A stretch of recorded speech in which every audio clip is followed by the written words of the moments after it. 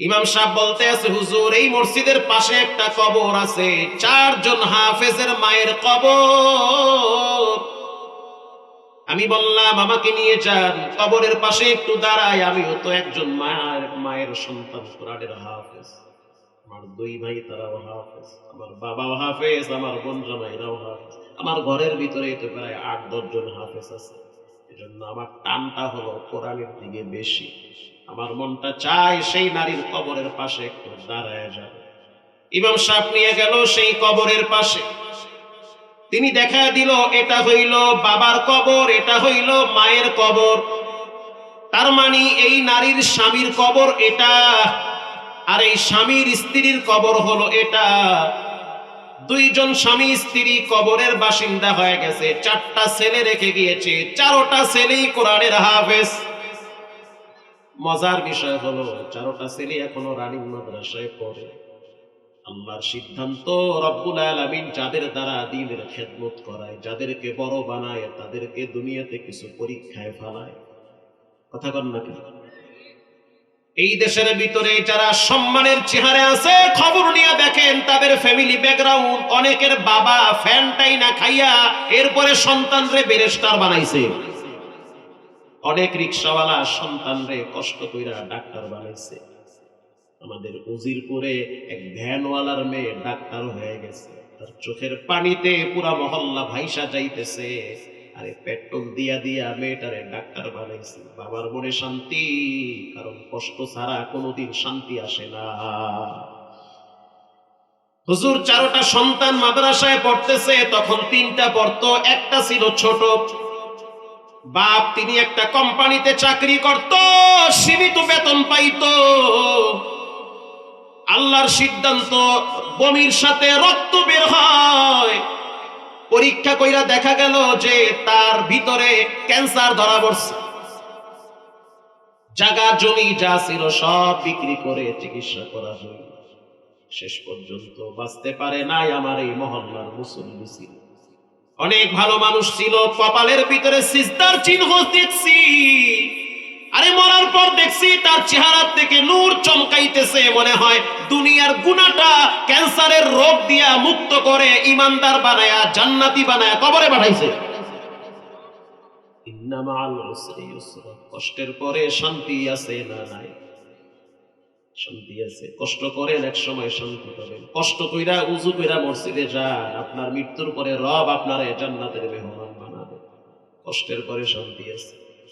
বাবা মারা গেল, এবার এই মহিলা চিন্তায় পড়ে গেল কি করা যায়। সংগ্রামের জিন্দেগি শুরু হয়ে গেল, যুদ্ধ চলতেছে। 3টা ছেলেকে জানায় দিল, বাবারা যত কষ্ট হোক আমি মায়ের হবে, তোমরা লেখাপড়া বাদ দিবা না। মায়ের কানের বালা বিক্রি করলো, নাকের ফুল বিক্রি করলো, হাতের রুলি যেটা ছিল গরিব মানুষ বিক্রি করলো। 3টা ছেলের লেখাপড়া আর কুলাইতে পারে না। শেষ পর্যন্ত সিদ্ধান্ত নিল, মহল্লার কিছু মুরব্বীরা পরামর্শ দিল, তুমি পর্দা করো, একজন নারী মানুষ, যেখানে সেখানে তুমি কাজ করতে পারবা না, দেখতেও ভালো দেখাবে না, কিন্তু তোমার জন্য একটা ব্যবস্থা হতে পারে। সেটা হলো এই বাজারের দোকানগুলাতে প্রতিদিন পানি দেওয়া লাগে। তারা চা বিক্রি করে, আগে তো দূর থেকে টিউবওয়েল থেকে পানি নিয়ে নিয়ে ড্রামে ভৈরা ভৈরা দোকানে দেওয়া লাগতো। তোমার কাজ হলো 1 কলস পানি দিবা, 2 টাকা পাবা। প্রতিদিন 20-30টা দোকানে ফজরের আজানের সময় পানি নিয়ে যাবা, কেউ দেখবে না, টাকাও পাবা, তোমার পেট চলবে, ছেলেমেয়ের লেখাপড়াও চলবে। ইমাম সাহেব বলল, হুজুর এভাবেই তার সংগ্রামের জিন্দেগি শুরু হয়ে গেল। মিথ্যা না, এরকম হাজার হাজার নারীর ঘটনা বাংলাদেশে আছে, যাদেরকে দেখেন অনেক কিছু, কিন্তু ভিতরে তাদের অনেক কষ্ট লুকিত আছে, যা দেখা যায় না সেটা দেখেন কে। এবার এই 3টা সন্তান হাফেজ হয়ে গেল। ছোটটাকেও ভর্তি করলো মাদ্রাসায়, সেও প্রায় 14-15 পারা মুখস্থ করলো। একদিন আমার মসজিদে খানার যেই বাটি পাঠাইতো, বাটির ভিতরে একটা কাগজের টুকরা আসছে। ইমাম সাহেব বলল, কাগজের টুকরার দিকে তাকায় দেখলাম লেখা আছে, হুজুর আমার ছেলে 4টারে একটু খবর দিয়ে বাড়িতে আনে, আমি অসুস্থ। তার মানে বুঝতে পারলাম ওই 4টা ছেলে যে মাদ্রাসায় পড়ে তার মা অসুস্থ। সামনে আসে নাই, লজ্জায় হয়তো বিছানায় পড়ে আছে, চিঠিতে লেখা পাঠাইছে 4টা ছেলেরে খবর দিয়া বাড়িতে আনে। হয়তো জীবনের শেষ দেখা হয়ে যেতে পারে। মা তো আল্লাহ আগের থেকে ভিতরে টান লাগায় দিছে, যে সময় গনায় আসছে, শেষবারের মতো দেখা নাও। ইমাম সাহেব বলল, হুজুর আমার নিজের টাকা পাঠাইয়া আমি বাচ্চা 4টারে বাড়িতে আনলাম। আনার পর আমি বললাম, যাও তোমার মায়ের ঘরে যাও, মায়ের খোঁজ খবর নাও। আল জান্নাতু তাহতা আকদামিল উম্মাহাত, মায়ের পায়ের নিচে রব্বুল আলামিন জান্নাতটারে বিছায়া রাখছে। কেউ যদি মনে করে শান্তি চাই, সম্মান চাই, ইজ্জত চাই, বড় হতে চাই, মানুষ আমারে মূল্যায়ন করবে, সে যেন মায়ের পায়ে চুমা খায়, সে যেন মা বাবার খেদমত করে, মা বাবারে কষ্ট না দেয়।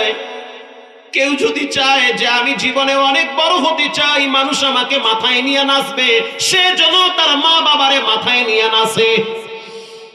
কেউ যদি মনে করে জীবনে আমি দামি হতে চাই, হ্যাপি হতে চাই, পারিবারিক জীবনে শান্তি চাই, সে যেন বুড়া মা বাবার মুখে খাবার দেয়। আব্বা আম্মার প্রস্রাব পায়খানা যত সাফ করবা, তোমার রিজিকের রাস্তা তত প্রশস্ত হয়ে যাবে। হুজুর আমি ওদের গার্জিয়ানের মতো 4টা সন্তান ঘরে গেল, আমি বারান্দায় বসে আছি। আমি 46 বছর এই মসজিদে ইমামতি করি। যখন আমার দাড়ি উঠে নাই তখন আমি ঢুকছি, এখন আমার দাড়ি সব পাইকা গেছে, সব ঘরের খবর আমি জানি। সবাই আমাকে মহব্বত করে, ভালোবাসে। ওদের যেহেতু বাপ নাই, ওদের প্রতি আমার একটা আলাদা টান আছে, কারণ আমিও ছোটবেলায় বাবা হারাইছি, লেখাপড়া বেশি করতে পারি নাই। অল্প কিছু লেখাপড়া কইরা মাদ্রাসায় মসজিদে খেদমতে লেগে গেছে। এরপরে ওরা বাসার ভিতরে ঢুকলো, ঢুইকা বড় ছেলেটা আমারে বলল, হুজুর আমার মা তো বিছানায় একদম সোজা হয়ে পড়ে আছে। আমি বললাম, তোমার মাকে মাথাটা কিবলার দিকে শোয়াইয়া দাও, আর তোমার মায়ের মাথার পাশে তুমি বসো, দেখো সে কি বলে। বড় সন্তান নাম, বড় সন্তান তার নাম হলো জুনায়েদ, চমৎকার নাম বাবায় রাখছে, জুনায়েদ বগদাদির সাথে মিলায়া নাম রাখছে। আল্লাহু আকবার বলেন। আল্লাহর ওলিদের সাথে নাম মিলায়া রাখলে আল্লাহ একটা আলাদা বরকত দেয়। সাহাবায়ে কেরাম নবীদের নামের সাথে নাম মিলায়া রাখলে আলাদা একটা বরকত পাওয়া যায়, ওটার একটা তাসির হয়, ওটার একটা প্রভাব পড়ে যায়। বড় সন্তানটা মাথার পাশে বসলো, এর পরেরটা ডাইনে বসছে, এর পরেরটা বামে বসছে, এর পরেরটা পায়ের কাছে বসছে। বড় সন্তান যখন পাশে বসলো, মায়ের মাথার কানে কানে বলতেছে, মা তোমার কি মনে চায়, পানি খাবা নাকি? বড় সন্তানের বক্তব্য হলো, আমার মা বলছে পানি লাগবে না, সূরা ইয়াসিন তেলাওয়াত কর। এটা হলো আমার আখিরাতের পুঁজি, এটা হলো আমার কবরের বাতি। আমি যা দেখি তোমরা তা দেখো না, আমি যা নাকে ঘ্রাণ পাই তোমরা তা পাও না। তাতানাজ্জালু আলাইহিমুল মালাইকা। নেককার আল্লাহওয়ালা দিনদার নারী যখন মারা যায়, ফেরেশতারা তার পাশে দাঁড়ায় যায়, নেককারের সুরত ধরে। আমি বুঝতে পারতেছি কিছু একটা হতে চলতেছে। বড় সন্তান সূরা ইয়াসিন তেলাওয়াত করতেছে, বলে হুজুর আমি 4-5 মুবিন পড়ার পর আমার মা হাতের ইশারায় বলতে আছে, সইরা যা, মেজো সন্তানটারে আমার মাথার পাশে বইসা সূরা মুলুক তেলাওয়াত করতে বলো। কারণ আমি জানি সূরা মুলুক তেলাওয়াত করলে কবরের আযাব নাকি আল্লাহ মাফ করে দেয়। হাদিসে রাসূল বলেছেন, সূরা মুলুক তেলাওয়াত করো নারীরা, মোবাইল টিপা টিপা, ফেসবুক আর মোবাইলের পিছনে সময় এত নষ্ট করিও না। পাবজি, ফ্রি ফায়ার, কিরণমালা, জি বাংলার পিছনে সময় নষ্ট করো না। রংপুর মেডিকেলে গিয়া দেখো, তোমার মতো অসংখ্য তরুণী বিছানায় পড়ে আছে, দাঁড়াইতেও পারে না, কথাও বলতে পারে না, আছে না নাই? আল্লাহর সময় লাগে না, যে কোনো সময় সিচুয়েশন ঘুরায় দিতে পারে। আল্লাহরে ডরাও, ইন্নী আখাফুল্লাহ। যে রবকে ডরায়, রব তার চলার রাস্তাকে সহজ করে দেয়। ইয়া আইয়ুহাল্লাযীনা আমানু লা তুলহিকুম আমওয়ালুকুম ওয়ালা আওলাদুকুম আন যিকরিল্লাহ।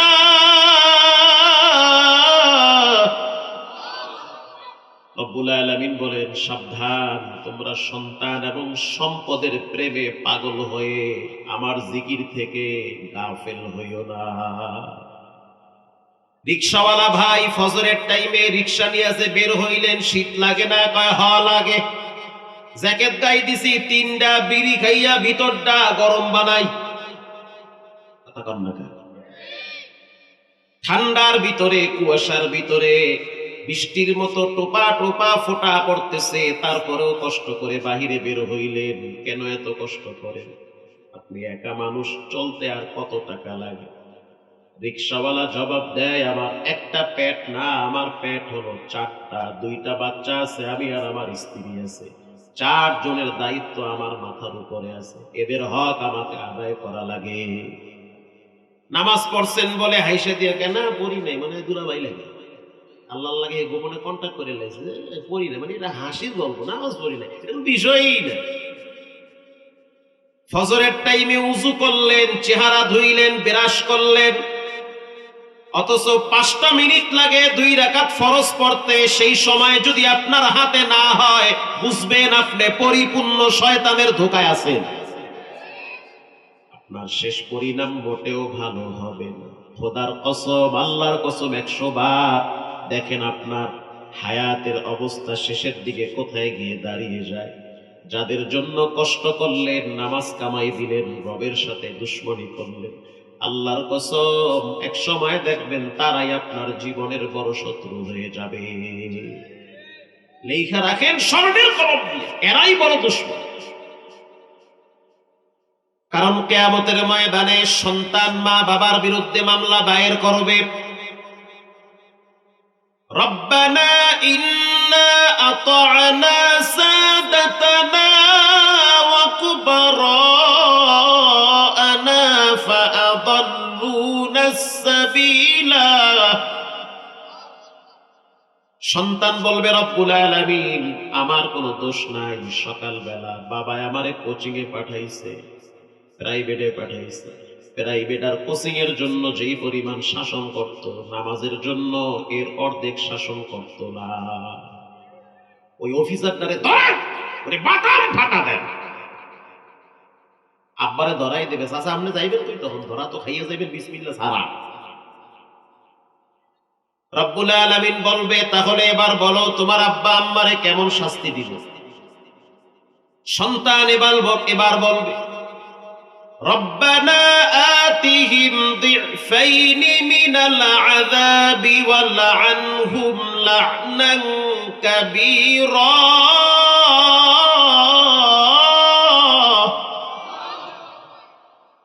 আমি তো আমার আব্বারে দেখছি ফজরের সময় ঠান্ডার ভিতরে চিকন কঞ্চি নিয়ে মসজিদের বারান্দায় বসে থাকে। একদিন যদি নামাজে দেরি করে যেতাম, কোনো কথা শুনতো না, চিকন কঞ্চি দিয়া 2টা বাড়ি মারত। ওই বাড়ির দাগ এখনো মাজায় পড়ে আছে। যেই বাপ রবকে চিনায়, যেই বাপ রসুল চিনায়, যেই বাপ কোরআন চিনায়, খোদার কসম ওই সন্তান মা বাবাকেও চিনে বেয়াদবি করে না। আমরা 7টা ভাই বোন কখনোই বাবার চোখের দিকে তাকায়া কথা বলার সাহস হয় না। গ্রামে যখন যাই তখন খুব ভয়তে থাকি, না জানি নামাজে যাইতে দেরি হয়ে যায়, বাবায় বুড়া হয়ে গেছে, এখনো বাবায় শক্ত অবস্থানে আছে। কারণ যেই মা বাবা সন্তানকে দ্বীন শিখায়, কোরআন শিখায়, রব চিনায়, রসুল চিনায়, সেই মা বাবা কখনোই শেষ বয়সে বৃদ্ধাশ্রমে থাকে না। আমি আমার স্ত্রীকে বলি, আমারে ফোন দিবা 1 বার, আমার মায়েরে দিবা 3 বার, কোনো সমস্যা নেই। আমাকে ফোন দিবা দিনের ভিতরে 2 বার, আমার আব্বারে দিবা 5 বার। আমারে জিগাল লাগবে না খাইছুনি, আমার মায়েরে জিগাও খাইছুনি। মা বাবা ঠিক তো আমিও ঠিক, তো তুমিও ঠিক। আসতে বলবেন না, জোরে বলেন। আমার লাগে পিছলা আলাপ, ওদিকে খবর নাও না, এবং পিছলা আলাপের গুল্লি মারি। আমার ভিতরে আত্মমর্যাদা আছে, মা বাবার প্রতি ভালোবাসা আছে। যেই মা বাবার চোখের পানি আর কষ্টের টাকায় আমারে পাইছো, সেই মা বাবাকে ভুলা যাবে না। আমার চেহারা দেখে তো আসো নাই, যোগ্যতার অবস্থান দেখে আসছি। তোমার আব্বাই পয়সাওয়ালা মানুষ, কাপড়ের ব্যবসায়ী, টাকার অভাব নাই। বিয়ে তো এমনি দেয় নাই, অবস্থান দেইখা, যোগ্যতা দেইখা বিয়া দিছে। এই যোগ্যতা তৈরি করে দিয়েছে আমার মা বাবা। তাদের প্রতি কেয়ারফুল হও, তাদের খোঁজ খবর নাও। আমার লাগে এত ডলাডলির ঘষলা আলাপ দরকার নাই।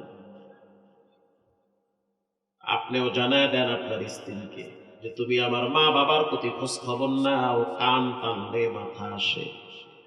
আসতে বলবেন না, জোরে বলেন।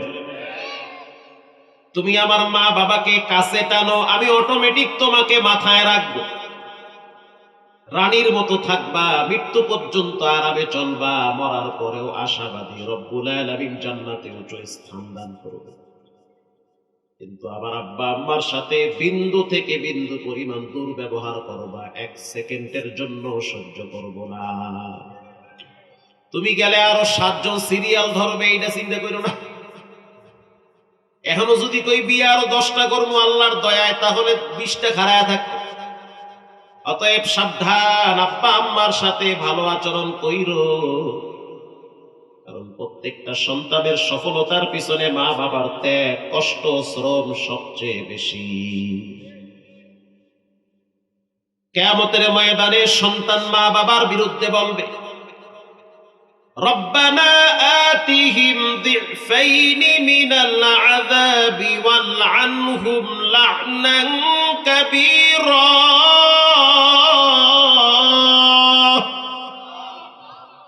কি কথা! আমি তো আমার বাচ্চা কাচ্চা নিয়ে খুব টেনশনে আছি। আপনার মেয়েটার বয়স 14 বছর আম্মা জানেরা, অথচ আপনার মেয়েটা কোচিং এ যায়, প্রাইভেটে যায়, কিন্তু রমজান মাসে রোজা রাখে না। আপনি মা খাওয়াইতেছেন, লজ্জা হওয়া দরকার। কেমন মা আপনি! আপনি আবার কোরআনও পড়েন, তাহাজ্জুদও করেন, আলগা দরবেশি দেখেন। কথা কন না কেন? ও সন্তানের বাপ, আপনার চোখের সামনে সন্তান পাবজি খেলায়, ফ্রি ফায়ার খেলায়, টিকটক খেলায়, রাত্রিবেলা ঘন্টার পর ঘন্টা মোবাইলে সময় দেয়, অথচ আপনার সন্তান মসজিদে যায় না। আপনি দেখেও না দেখার ভান ধরেন। সন্তানের দোষ নাই, সব দোষ বাবা। রাগ করলেন নাকি? রাগ করলে ঘরে গিয়ে 2 থাল পান্তা খাইবেন জোর করে, কাঁচামরিচ দিয়ে খাইয়ে টনটনায় ঘুম দেবেন, দেখবেন রাগ ঠান্ডা হয়ে গেছে। ঘুমায় গেছেন আপনারা? কে কে ঘুমাইছেন 2 হাত তুলে আল্লাহকে দেখান। এদের রবি ঘুমাই দেখি, মাশাআল্লাহ। প্রিয় ভাইরা আমার, লা তুলহিকুম আমওয়ালুকুম ওয়ালা আওলাদুকুম আন যিকরিল্লাহ। আল্লাহ বলেন সন্তান সম্পদ তোমাদেরকে যেন ধোঁকায় না ফেলায়, আমার স্মরণ থেকে যেন দূরে সরায় না দেয়। ভাই কেমন আছেন? আলহামদুলিল্লাহ হুজুর, খুব ভালো আছি। কদ্দুর ভালো আছে? সন্তান 3টা ইটালিতে আছে, মারহাবা। 2টা মেয়ে সরকারি চাকরিজীবীর কাছে বিয়া দিছি, মারহাবা। পেনশনের টাকা দিয়া 5 তলা বাড়ি করছি, মারহাবা। এটাই হলো সফলতা।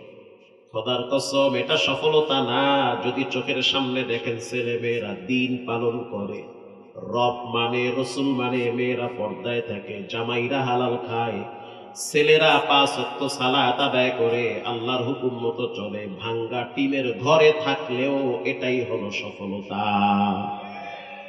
আপনি তো সফলতা বুঝিনি না, বুঝেন খালি বিল্ডিং আর টিয়া। এই যে কিছুদিন আগে আপনাদের কুড়িগ্রামে, কিছুদিন কি গত 2 বছর আগে কুড়িগ্রাম আদিতমারি আছে না, প্রায় 20 থেকে 25টা বাচ্চার মাথায় পাগড়ি দিলাম। এর ভিতরে 2টা বাচ্চা দেখতে একই রকম চেহারা, একেবারে ছোট। ওদের মাথায় যখন পাগড়ি দিলাম, আমি তাকায় দেখলাম প্যান্ডেলের কোনায় এক মুরব্বী বসে বসে কাঁদে। তো প্রিন্সিপাল সাহেব বলল, হুজুর ওই যে মুরব্বীটা, ওনার একটু ডাক দিলে ভালো হয়। কেন ডাক দিব? বলে এই বাচ্চা 2টার বাপ, উনি ঢাকায় রিক্সা চালায়।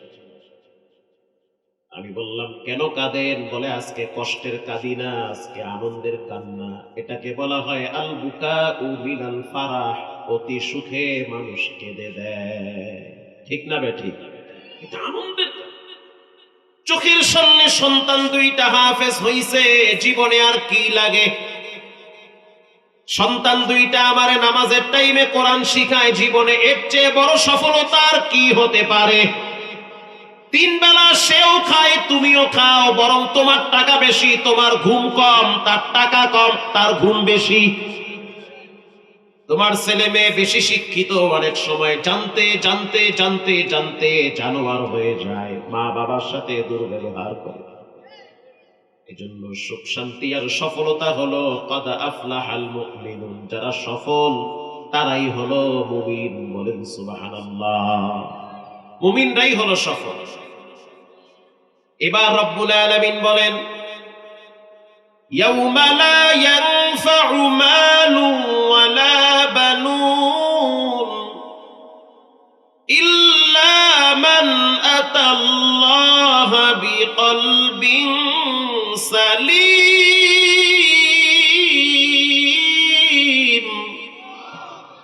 আল্লাহ বলে, মাহমুদুল হাসান সোজা হয়ে যাও, সোজা হয়ে যাও। টাকা পয়সা ছেলে মেয়ে কোনোটাই এক সময় কাজে আসবে না। অন্তরটাকে হিংসা মুক্ত রাখো, আদবওয়ালা হও, বেয়াদব হবা না। ভদ্র যদি হও, ব্যবহার সুন্দর হয়, তোমার মৃত্যুতে হাজারো মানুষ তোমার জন্য দোয়া করবে, দূর থেকে তোমার জানাজায় আসবে। ন্যায় নীতি ইনসাফের পক্ষে যদি থাকো, মৃত্যুর পরেও তুমি অমর হয়ে থাকবে। আর জালেম স্বৈরাচারের দোসর হইলে মরার পরেও মানুষ ইন্না লিল্লাহ পড়বে না। ইনসাফের পক্ষে ভালো একটা আদর্শ মানুষকে উপহার দেবে। রব্বুল আলামিন বলেন, মাল কাজে আসবে না, সন্তান কাজে আসবে না, ইল্লা মান আতাল্লাহা বিকলবিন সালিম, পবিত্র আত্মাটাই কাজে আসবে, যেই অন্তরে হিংসা নাই, বিদ্বেষ নাই, অহংকার নাই। এমন পবিত্র আত্মাওয়ালা বান্দাদেরকে ডেকে ডেকে জান্নাতুল ফেরদাউসের মেহমান বানায় দিবেন কে? রমজান মাস তখন চলে, 17ই রমজান, 18ই রমজান।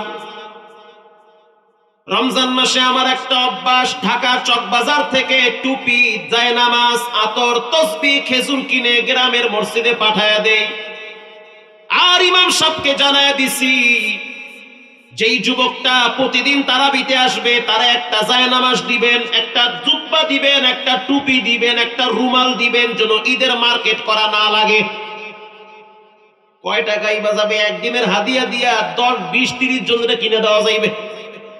কিন্তু ওরা তো এটার আশায় প্রতিদিন তারাবিতে আসবে। কথা বলেন না কেন? মসজিদগুলা জমজমাট থাকবে, বেদিন বেঈমান আল্লাহর দুশমনরা দেখবে, মুসলমানরা সব ছাড়তে পারে, নামাজ ছাড়তে পারে না। প্রচন্ড জ্যাম, হাজারিবাগ দিয়া ঢুকতেছি, জ্যামের কারণে রিক্সা সামনে চলে না। কিছু দূর যেতে না যেতে তাকায় দেখলাম এতটাই জ্যামের তীব্রতা যে সামনে এক কদম আগানোর সুযোগ নেই। তো ডাইনের রিক্সায় 2 জন ভদ্রলোক বসা, টাকাওয়ালা মানুষ, জেনারেল শিক্ষিত। তো ওই রিক্সাওয়ালারে বলতে আছে, চাচা একটু দ্রুত চালান, আমাদের বস দাঁড়ায় রইছে, আমাদের অপেক্ষায় আছে, দেরি হয়ে গেলে বেয়াদবি হয়ে যাবে। কথা কি বুঝতেছেন? চাচা একটু তাড়াতাড়ি চালান।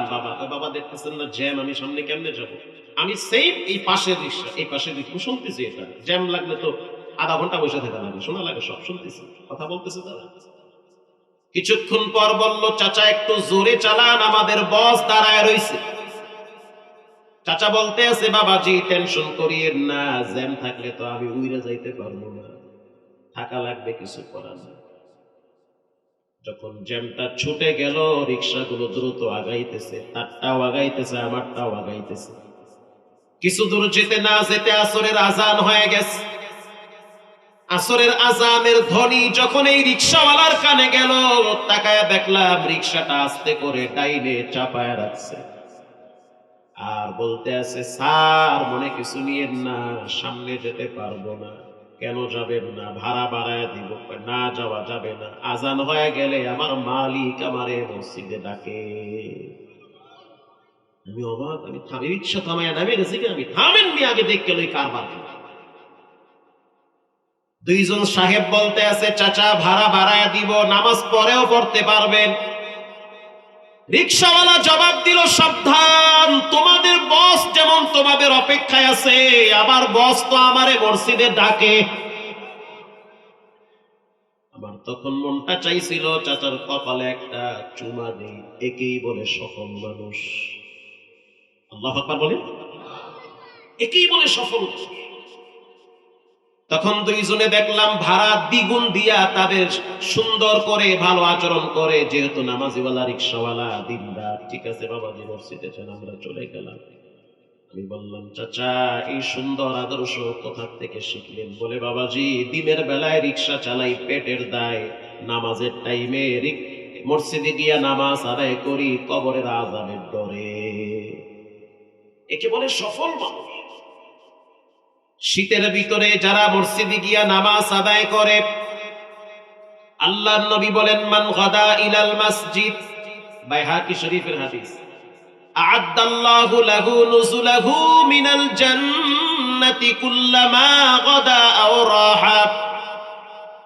ও রংপুরের মুসলমান শুনে নেন, মা বোনেরা দিলের কান লাগায় শুনেন, কোন মানুষ যখন সকালে আর সন্ধ্যায় মসজিদে যায়, আল্লাহর নবী বলেন তার জন্য জান্নাতে দস্তারখানা রব্বুল আলামিন বিছায়া রাখে।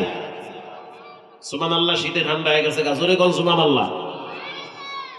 তাহলে ঠান্ডা যতই বাড়ুক, মুমিনরা কখনোই নামাজ থেকে দূরে সরতে পারে। ভোলায় গেছি বয়ান করতে। ভোলা একটা এলাকার নাম হলো মনপুরা। বাংলাদেশে একটা জেলা আছে যেই জেলায় মসজিদ গুলায় ফজরের টাইমে মুসল্লিতে জায়গা হয় না। আরো মজার বিষয় হলো, প্রথম 3 কাতার দেখি সব যুবকদের দখলে। আল্লাহু আকবার বলো। ভোলার ভিতরে আর একটা দ্বীপের নাম হলো মনপুরা। বিশাল এক সমুদ্র পাড়ি দিয়া মনপুরা যাওয়া লাগে।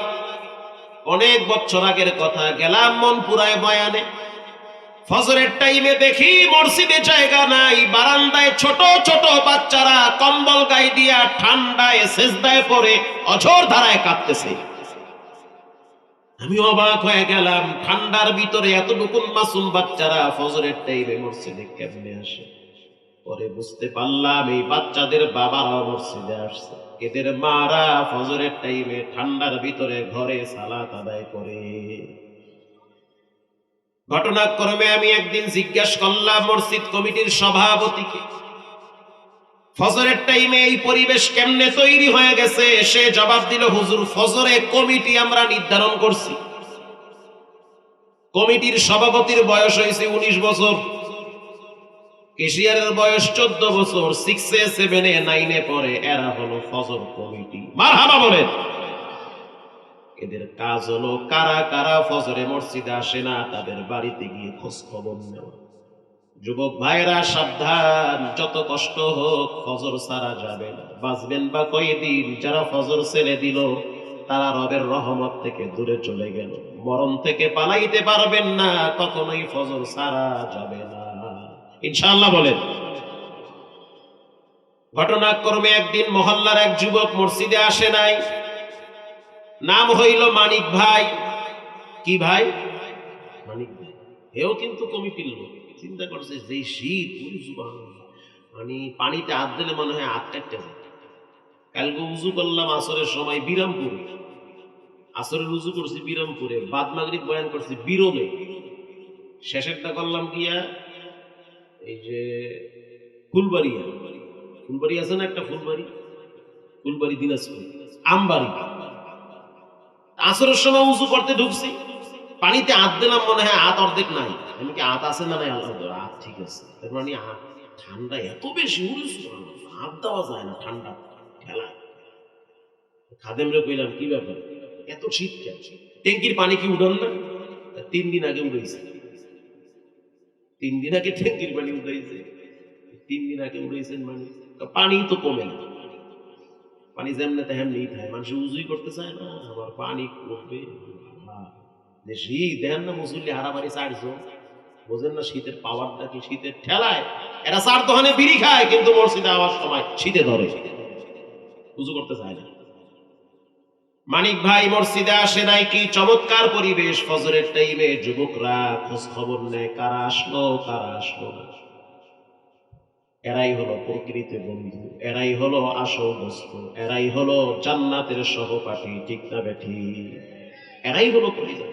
যেই যুবক তোমারে মসজিদে ডাকে তুমি তার কপালে চুমা দাও, যেই যুবক তোমার মোবাইলে ল্যাংটা নর্তকীদের ছবি পাঠায় তুমি তার কাছ থেকে 100 মাইল দূরে থাকো। সে তোমার ইজ্জত নষ্ট করবে, তোমার ফ্যামিলিকে মানুষের সামনে চুন কালি লাগাবে। মানিক ভাই চিন্তা করলো যে শীত, ফজরে আজগো যাবো না, কিন্তু স্ত্রী নামাজ পড়ে, বাচ্চাও নামাজ পড়ে। মসজিদের যুবকরা সালাম ফিরায়া তাকায় দেখলো আমাদের সদস্য মানিক ভাই মসজিদে নাই। সবাই রাগ উঠতে গেছে, মানিক ভাই কি লেগে মসজিদে আয় না। একজনে কয় দূর মেয়ে অসুস্থ তো হইতে পারে, তাও তো ঠিক, খোঁজ খবর নেওয়া দরকার অসুস্থ মানুষের, ঠিক না বে ঠিক? অসুস্থ না কম্বলের নিচে? কম্বলের নিচে হইয়া রয়েছে। এবার এই বন্ধু বান্ধব চইলা গেছে, মানিক ভাইয়ের বাড়িতে গিয়া বলল, ও মানিক ভাই আছেন? মানিক ভাই তো কম্বলের নিচে, অবস্থা ভালো না। বাহিনী তো আয়া পড়ছে, আমার নিয়ে যাবে মসজিদে। মানিক ভাই স্ত্রী বলতে আছে তাড়াতাড়ি বাইরে, না লজ্জার বিষয়, কেমনে দাঁড়াই, এখনো পর্যন্ত চেহারাই তো ধুই নাই, শরমের ব্যাপার, এর চাইতে বইরা যাওয়া ভালো। কি করা যায় বলে কিচ্ছু করার নাই। মানিক ভাই বলতে আছে স্ত্রীকে একটা কাজ করো, বাচ্চাটারে পাঠায় দেই। এবার মানিক ভাই বাচ্চারে বলতে আছে, আম্মু তুমি গিয়া বলো আব্বু ঘরে নাই। বাচ্চা গিয়া বলতে আছে, চাচ্চু চাচ্চু আব্বু বলছে আব্বু ঘরে নাই। আব্বু আছে না নাই? আকেলারা পেশা খামোশি বুয়া, পেশায়ে জাহেল ফারামোশি বুয়া। বাচ্চা কইতেছে আব্বু ঘরে নাই, আব্বু কইছে আব্বু ঘরে নাই, তার মানে আব্বু ঘরে আছে। যুবকরা কইতে আছে লজ্জা পেয়ে গেছে, আর যাওয়ার দরকার নাই। মানিক ভাইয়ের বউ ভাবি ভুলতে রাখেন। এরপর থেকে যদি দেখি মানিক ভাই মসজিদে নাই, তাহলে কিন্তু আমরা মসজিদের সব মুসল্লি আপনার বাড়িতে দুপুরের সময় ভাত খাইতে হবে। মানিক ভাইয়ের বউ তো ফুল মহিলা মানুষ, তো যা কইছে এইটাই বিশ্বাস করছে। ফুল প্রেসারে পড়ে গেছে, এই মানিকের প্রতিদিন ঠেলে, তুমি হয় ঘরতে নামো নাহলে আমি নামবো মসজিদে, তুমি যাবো নাহলে আমি যাবো। তুমি না গেলে এই পোলাপান যেই পোলাপান তোমার বন্ধু বান্ধব সব ইয়ং তরুণ, এরা ঠিকই দুপুরের টাইমে 20 জন লয়ে ঘরে খাইতে হইবে। তখন রান্না লাগবে আমার, প্যারায় করবো আমি, ঠিক না বে ঠিক? কি চমৎকার পরিবেশ! আরে নামাজের জন্য কি এক পরিবেশ তৈরি করছে, জান্নাতি পরিবেশ। এই জন্য আল্লাহ তাদেরকে নদীর মাঝখানে রাইখা ইজ্জতের জিন্দিগি দান করছে। 3 বেলা ভালো মন্দ খায় আর সম্মানের জিন্দিগি যাপন করে। মারহাবা বলেন। চতুর্দিকে নদী আল্লাহ তাআলা চালাইতেছে তাদের। প্রিয় ভাইরা আমার, মাল কাজে আসবে না, সন্তান কাজে আসবে না, সম্পদ কাজে আসবে না, তবে 3টা জিনিস কাজে আসবে। আল্লাহ বলেছেন, ইন্নাল্লাযীনা ইয়াতলুনা কিতাবাল্লাহি ওয়া আকামুস সালাহ ওয়া আনফাকু মিম্মা রাযাকনাহুম সিররান ওয়া আলানিয়াতান ইয়ারজুনা তিজারাতান লান তাবুর।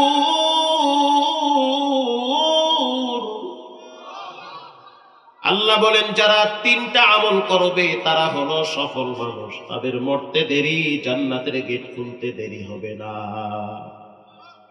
1 নম্বরে যারা প্রতিদিন আল্লাহর কোরআন তেলাওয়াত করে, কিচ্ছু যদি না পারেন অন্তত পক্ষে সূরা ফাতিহা তেলাওয়াত করেন, তাও যদি না পারেন মান ক্বারাআ কুল হুয়াল্লাহু আহাদ, একবার সূরা ইখলাস পড়েন, রাসূল বলেন 10 পারা কোরআনের নেকি জমা হয়ে যাবে। হাঁটতেছেন পা দিয়া হাত ব্যবহার করেন, জিহ্বা তো চুপচাপ আছে, একবার সূরা ইখলাস পড়েন। যদি পারেন 3 বার সূরা ইখলাস তেলাওয়াত করেন। এমন একটা দিন যেন আপনার জীবনে অতিবাহিত না হয় যেই দিনে আপনি একটা আয়াত তেলাওয়াত করেন না। বাবারা দুনিয়ার জন্য এত কষ্ট করেন, দুনিয়া এক সময় আপনাকে ধাক্কা দিয়ে কবরে ফেলায় দিবে। যাদেরকে আপন ভাবেন কেউ আপনার আপন না, স্বার্থে আঘাত লাগলে নিজের ঘরেও তো নিজের মা বাবা সন্তানের হাতে জবাই হয়। দুনিয়া বড় স্বার্থপরের জায়গা। সন্তানকে বাটি আইসক্রিম দেই, খুব খুশি, আব্বু তুমি খুব ভালো মানুষ, আমারটার কথাই কই, ছোট তো বোঝে না। বাটি আইসক্রিম দেই, খুব খুশি, আব্বু তোমার কপালে 3টা চুমা দিতে মনে চায়, সেই স্বাদের আইসক্রিম, কারণ দাম বেশি।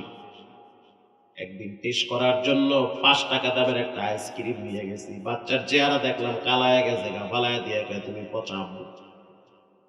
তার মানে এখানে বোঝা গেল খাওয়াইবেন দিবেন খুশি, দিবেন না খাওয়াইবেন না চেহারা অন্ধকার বানায়।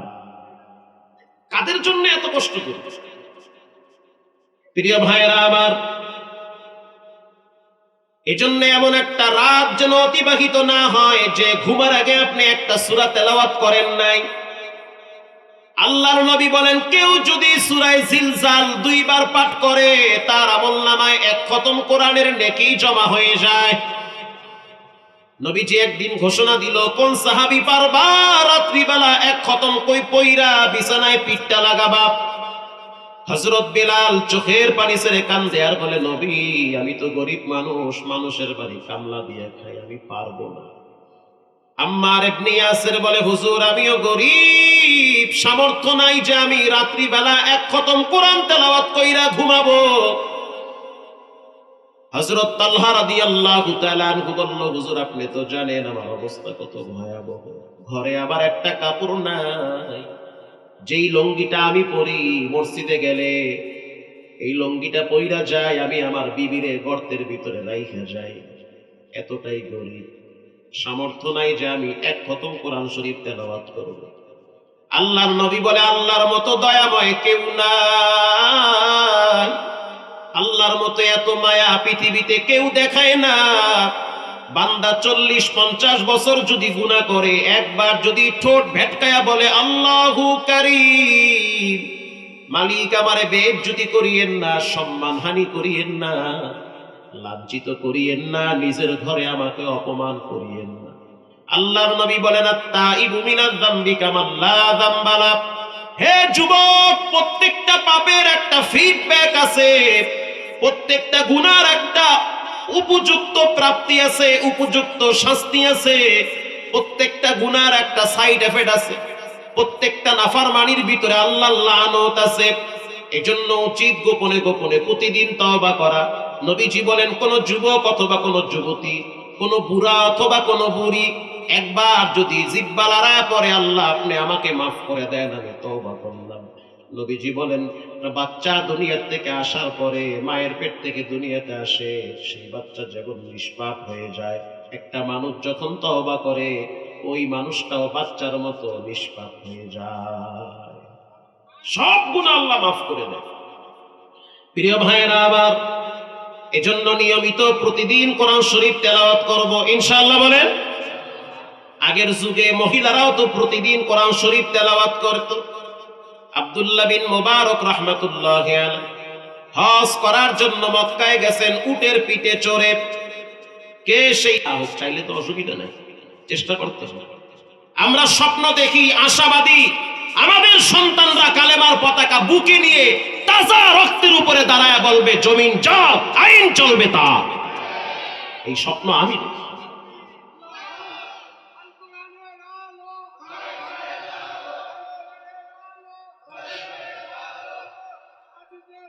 প্রিয় ভাইরা আমার, আব্দুল্লাহ বিন মুবারক দেখতে অনেক সুন্দর ছিল, বিষয়টা এমন না, কালো মানুষ ছিল, ঠোঁটটা অনেক শক্ত ছিল, মোটা ছিল, গলার আওয়াজ অনেক বড় ছিল।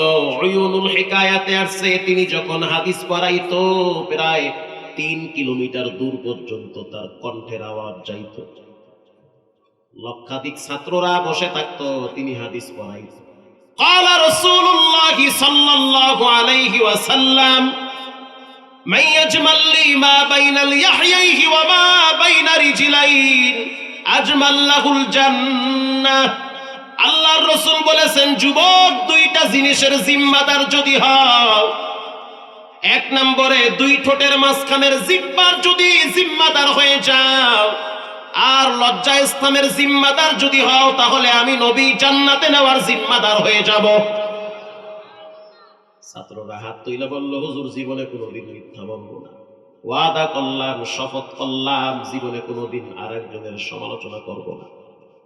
কারণ পৃথিবীর ভিতরে সবচেয়ে ধারালো অস্ত্র হলো মানুষের 2 ঠোঁটের মাঝখানের জিহ্বা। সকালে মানুষ ঈমান আনে, বিকালে বেঈমান হয়ে যায় জিহ্বার কারণে। কেউ যদি বলে শরীয়তের আইন আমরা বিশ্বাস করি না, ঈমান থাকে না, তওবা করতে হয়, তওবা করতে হয়। কেউ যদি বলে কোরআনকে আমার ভালো লাগে না, তার ঈমান থাকে না, সে বেঈমান। কেউ যদি রসুলকে নিয়ে গালি দেয়, একবার গালি দেওয়ার আওয়াজ তুলবে অথবা নবীকে নিয়ে ব্যঙ্গ করবে, তার ঈমান থাকে না, তাকে প্রকাশ্যে ফাঁসির কাস্টে ঝুলানো ওয়াজিব হয়ে যায়। আব্দুল্লাহ বিন মুবারক হজের সফরে গেলেন। মানুষগুলা হজ কইরা বাড়ির দিকে রওনা হয়েছে। তাকায় দেখলো চাদর পেঁচানো একজন বৃদ্ধা মানুষ বাইতুল্লাহ চত্বরে পড়ে আছে। আব্দুল্লাহ বিন মুবারক পাশে গিয়ে দাঁড়ায় সালাম দিলেন। তিনি ছিল পর উপকারী। মারহাবা বলেন। কোন মানুষ অসহায় থাকলে তার পাশে দাঁড়াইতো, খোঁজ খবর নিত। কেউ যদি দুশ্চিন্তায় ভুগত, গিয়ে বলতো ভাই আপনার কোনো সমস্যা আমার সাথে শেয়ার করেন, আমি আপনার উপকারে আসবো, অন্তত পক্ষে ক্ষতি করব না আপনার। সবাই হজ করে বাড়ির দিকে রওনা হইল। আব্দুল্লাহ বিন মুবারক দেখলো একজন ব্যক্তি চাদর গায়ে দিয়া বাইতুল্লাহর চত্বরে হাতিবে কাবার পাশে শুয়ে আছে। আব্দুল্লাহ বিন মুবারক পাশে দাঁড়ায় সালাম দিল, আসসালামু আলাইকুম ইয়া আখি, ও আমার ভাই, আপনার উপরে রবের পক্ষ থেকে শান্তি বর্ষণ হোক। ভিতর থেকে আওয়াজ আসলো, সালামু কাওলাম মির রাব্বির রহিম। ভিতর থেকে আওয়াজ আসলো কোরআনের একটা আয়াত। আল্লাহু আকবার বলেন। আব্দুল্লাহ বিন মুবারক অবাক হয়ে গেলেন। আওয়াজ দিলাম আমি পুরুষ, মনে করছি সেও পুরুষ, এখন দেখি কণ্ঠ হলো নারীর কণ্ঠ, একজন মহিলা মানুষ। মহিলা প্যান্ডেলে আপনাদের চেয়ে বেশি মহিলা আসছে। মারহাবা বলেন।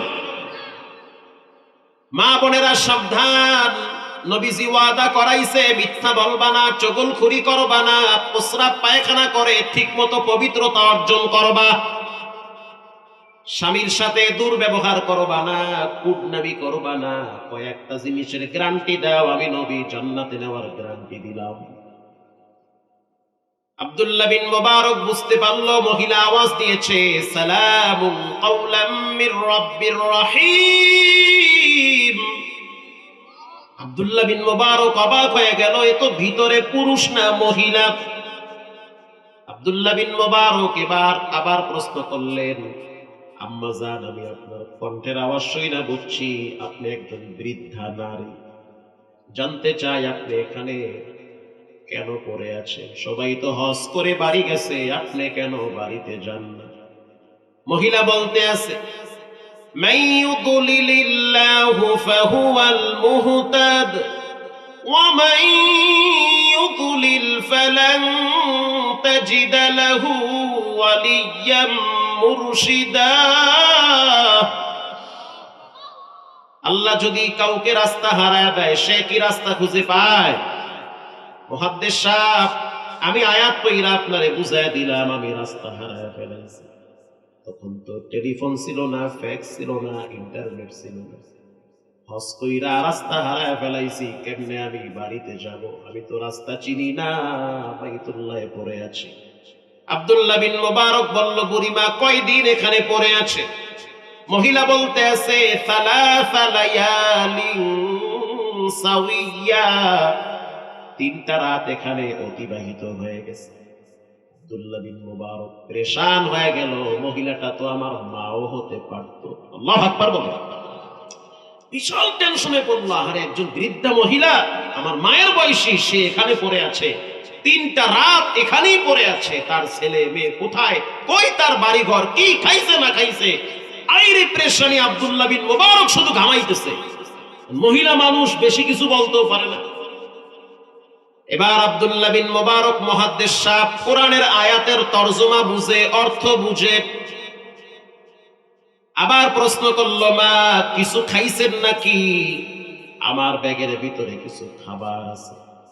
মহিলা বলতে আছে, আল্লাযী হুয়া ইউতঈমুনি ওয়া ইয়াসকিন, আমার রব আমারে খাওয়াইছে। রব যদি খাওয়ায়, খাওয়াটা ভালো হয় না খারাপ হয়? ভালোই হয়, খাওয়াইছে আমার। আব্দুল্লাহ বিন মুবারক অবাক হয়ে গেল। এবার আবার প্রশ্ন করলো, বুড়িমা মনে কিছু নিয়েন না, আমার ব্যাগের ভিতরে খাবার আছে, আপনি খান। মহিলা বলতে আছে, সুম্মা সুম্মা আতিম্মুস সিয়ামা ইলাল লাইল, তোমাদের রোজাকে সন্ধ্যা পর্যন্ত করো। মুহাদ্দিস সাহেব, খাওয়ার জন্য যতই বলো হবে না, আমি তো রোজা রাখছি। কি রাখছি? শীতের দিন যুবক ভাইরা রোজা রাখবেন। শীতের দিন তো দিন ছোট, রাত বড়, তাড়াতাড়ি সন্ধ্যা হয়ে যায়, রোজা রাখতে সুবিধা হয়, কষ্ট কম হয়। মারহাবা বলে রোজা রাখবেন। সপ্তাহে 2 দিন রোজা রাখবেন, যত গুনাহ এই সপ্তাহে হবে সব আল্লাহ মাফ করে দিবেন। আব্দুল্লাহ বিন মুবারক অবাক হয়ে গেল। আমি প্রশ্ন করি আমার ভাষায়, তিনি জবাব দেয় কোরআনের ভাষায়। আব্দুল্লাহ বিন মুবারক আবার প্রশ্ন করলো, বুড়িমা রাগ করিয়েন না, বয়স হয়ে গেলে মানুষের রাগ বেড়ে যায়। আব্দুল্লাহ বিন মুবারক বলল, বুড়িমা, যদি আপনি আমার ব্যাগের ভিতরে খাবার আছে, আপনি খাইতে পারেন, আপনি খেয়ে ফেলেন। মুসাফির মানুষ, নফল রোজা ভাঙ্গা যাবে, সমস্যা নেই। মুসাফির হালতে ফরজ রোজা তো ভাঙ্গা জায়েজ আছে, ঠিক না বে ঠিক? আপনি খান আমার এখান থেকে। ওয়া আন তাসুমু খায়রুল লাকুম ইন কুনতুম তা'লামুন, যদি তোমরা নফল রোজা রাখো তাহলে তোমাদের জন্য উত্তম প্রতিদান দিবেন কে? মাথার উপর থেকে বিপদ চলে যাবে, রিজিকের ভিতরে সংকীর্ণতা দূর হয়ে যাবে। যদি তোমরা মাওলার জন্য মাঝে মাঝে রোজা রাখো তাহলে তোমাদের রিজিকে আল্লাহ বরকত বাড়ায়া দিবে। ফকি আবুল্লাহ সামারকান্দি তানবীহুল গাফিলিনে লেখছেন, বান্দা যদি মাঝে মাঝে রোজা রাখে আল্লাহ তার বাচ্চাদের ব্রেন শক্তি বাড়ায়া দেয়। বান্দার রোজাটা রবের কাছে অনেক দামি। মুহাদ্দিস সাহেব, আমি কেন রোজা ভাঙবো? রোজা রাখলে তো আল্লাহ কল্যাণের দরওয়াজা খুলে দিবে। রোজা আমি ভাঙবো না, আপনি যতই বলেন না কেন আমাকে। আব্দুল্লাহ বিন মুবারক প্রশ্ন করল, বুড়িমা, আপনার বাড়ি কোথায় জানতে চাই। মহিলা বলতে আছে, সুবহানাল্লাযী আসরা বিআবদিহি লাইলাম মিনাল মাসজিদিল হারাম। বুঝায়া দিল যে আমার বাড়ি হলো বাইতুল মুকাদ্দাসে। আল্লাহু আকবার বলেন। হজ করার জন্য মক্কায় আসছি, রাস্তা হারায় ফেলাইছি। মুহাদ্দিস সাহেব, আমি আয়াত পড়ি, তুমি বুঝে নাও যে আয়াতের তরজমা কোন দিকে যেতে পারে। আব্দুল্লাহ বিন মুবারক হাঁটু গেড়ে পড়ে বসে পড়েছে আর বলতে আছে, বুড়িমা, আমি আপনার কাছ থেকে জানতে চাই, আমি যদি আপনাকে আমার উটের পিঠে বসাইয়া আপনার বাড়ি বাইতুল মুকাদ্দাসে নিয়ে যাই তাহলে কি আপনার পক্ষ থেকে সমস্যা আছে? মহিলা বলতে আছে, ওয়া ইন তাফআলু মিন খায়রিন ইয়া'লামুহুল্লাহ, বান্দা যদি বান্দার উপকার করে তার উপকার করবে একজন, তিনি হলেন কে? যুবক ভাইরা, খবরদার কারো জন্য গর্ত খনন কইরো না। এক সময় তোমার জন্য 10 জনে গর্ত খুইরা রাখবে। পারলে উপকার করো, না পারলে ক্ষতি করিও না। যেখানে অশান্তি আছে সেখানে থাকবা না। কারণ কোন মানুষ যদি মানুষকে বিপদে ফেলায়, পৃথিবীর কেউ না দেখলেও একজন দেখেন, তিনি হলেন কে?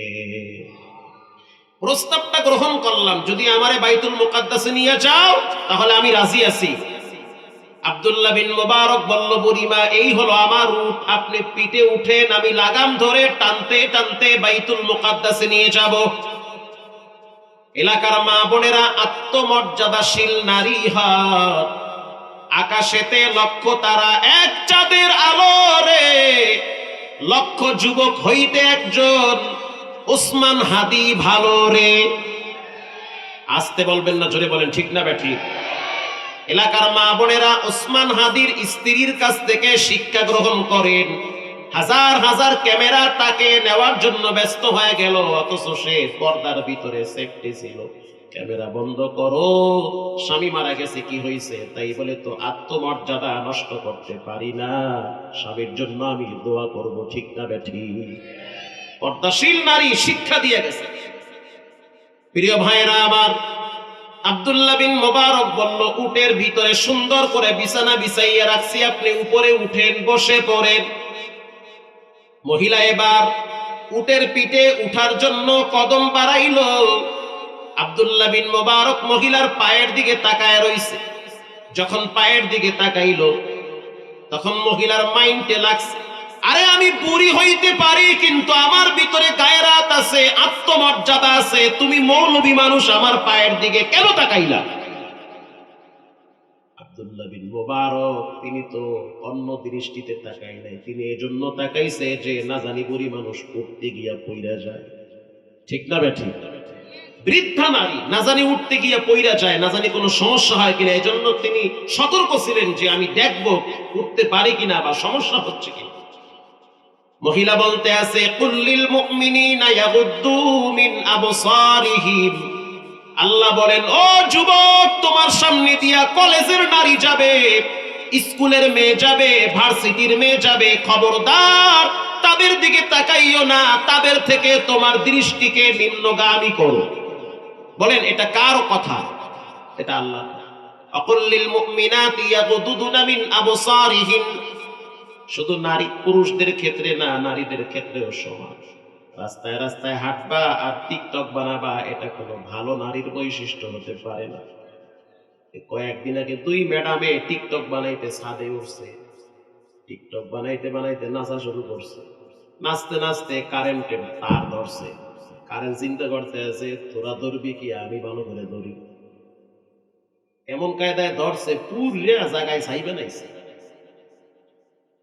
আব্দুল্লাহ বিন মুবারক চোখের গতি নিচের দিকে নামাইলো, বুড়ি এবার পিঠে বসলো, লাগাম ধইরা দীর্ঘ পথ টাইনা টাইনা বাইতুল মুকাদ্দাসে নিয়ে গেল। এবার আব্দুল্লাহ বিন মুবারক বুড়ি মহিলাকে প্রশ্ন করল, আম্মা জান, রাগ করিয়েন না, মনে কষ্ট নিবেন না, আমি যে আপনার খেদমত করলাম, আমি মনের দিক থেকে অনেক শান্তি পাইতেছি। আমি এত কথা আমার ভাষায় বলি, আপনি প্রত্যেকটা কথা কোরআনের ভাষায় বলেন। আমার জীবনে আমি এরকম কোন নারী পাই নাই যেই নারীকে কথা বলার সময় কোরআন দিয়ে কথা বলে। তাহলে বুঝেন কি পরিমাণ কোরআন নিয়ে তার গবেষণা ছিল। প্রত্যেকটা কথা, প্রত্যেকটা আওয়াজ সে কোরআন থেকে থেকে উত্তর দেয়। আল্লাহু আকবার বলেন। কেন আপনি প্রতিটা কথা কোরআন থেকে বলেন? মহিলা বলতে আছে, মা ইয়ালফিযু মিন কাউলিন ইল্লা লাদাইহি রাকীবুন আতীদ। বান্দারে, যেই কথাটাই মুখ থেকে বের করো পৃথিবীর কেউ না শুনে, একজন শুনেন, তিনি হলেন কে? তো কথা তো বলতেছি, গুনাহ তো হবেই না, বরং ফেরেশতারা প্রতি হরফে হরফে 10টা করে নেকি লিখে রাখবে। সব কথা কোরআন থেকে বলা হচ্ছে। আব্দুল্লাহ বিন মুবারক বলে, বুড়িমা, আপনার কি ছেলে মেয়ে নাই? মহিলা বলতে আছে, আল মালু ওয়াল বানুনা জিনাতুল হায়াতিদ দুনিয়া ওয়াল বাকিয়াতুস সালিহাত। সন্তান সম্পদ এগুলো আল্লাহর দেওয়া নিয়ামত, সৌন্দর্য, দিলের প্রশান্তি, চোখের শীতলতা। আওয়াজ দিয়া বলেন, দিয়েছেন কে?